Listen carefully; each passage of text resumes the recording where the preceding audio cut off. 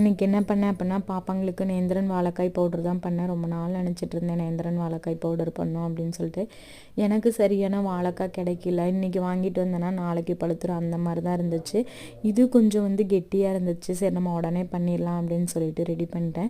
வாழைக்காயெல்லாம் first தண்ணியில் கழுவி எடுத்துக்கிட்டேன். அதோட கார்னர்ஸை கட் பண்ணதுக்கப்புறம் ஒரு கத்தி வச்சு லேசாக அதோட தோலில் நம்ம இது மாதிரி கீரல் பண்ணோம் அப்படின்னா நல்லா அழகாக எடுக்க வந்துடும். அதே மாதிரி எடுத்ததுக்கப்புறம் ஒரு பாத்திரத்தில் தண்ணி ஊற்றி அந்த பாத்திரத்தில் இந்த வாழைக்காயெல்லாம் போட்டு வச்சுக்கணும்.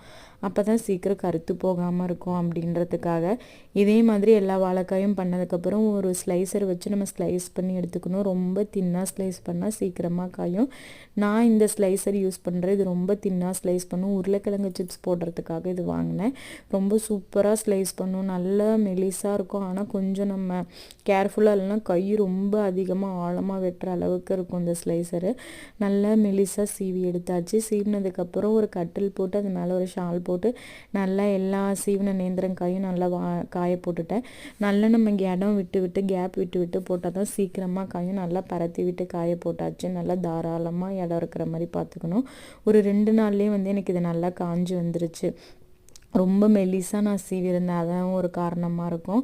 ரொம்ப மொறுன்னு வந்ததுக்கப்புறம் தான் நம்ம அரைக்கிறதுக்கு பண்ணணும். இல்லைன்னா சீக்கிரமாக அது கெட்டு போயிடும் அப்படின்றதுக்காக. நல்லா காஞ்சதுக்கப்புறம் நம்ம கையில் எடுத்து பார்த்தா உடையிற பக்கம் வந்ததுக்கப்புறம் நான் அரைக்கிறதுக்கு எடுத்து வச்சுட்டேன்.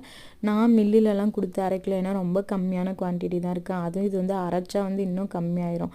ஏற்கனவே அது காஞ்சு போனால் இன்னும் கொஞ்சம் கம்மியாகும். அரைச்சி பவுட்ரு பண்ண இன்னுமே கம்மியாகும். அப்படின்றனால நான் மிக்சிலே அரைச்சி பார்ப்போம் எப்படி வருது அப்படின்னு சொல்லிட்டு நான் மிக்சிலே அரைச்சிட்டேன். ரொம்ப சூப்பராக வந்துருச்சு. நல்ல ஃபைன் பவுடராக வந்துருந்துச்சு.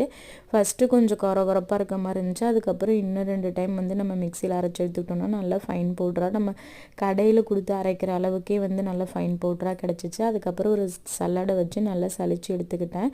அதோட கொஞ்சம் அரைப்படாததெல்லாம் கொஞ்சம் ரொம்ப கம்மியாக தான் இருந்துச்சு. அதோட அந்த விதை மட்டும்தான் வந்துருந்துச்சு. ரொம்ப சூப்பராக வந்துருந்துச்சு. இது கூட நான் பனங்கற்கண்டு நேந்திரங்காய் பவுடர் பால் சேர்த்து பாப்பாங்களுக்கு கொடுத்தேன். உங்களுக்கு தேவைப்பட்டால் ட்ரை பண்ணுங்கள்.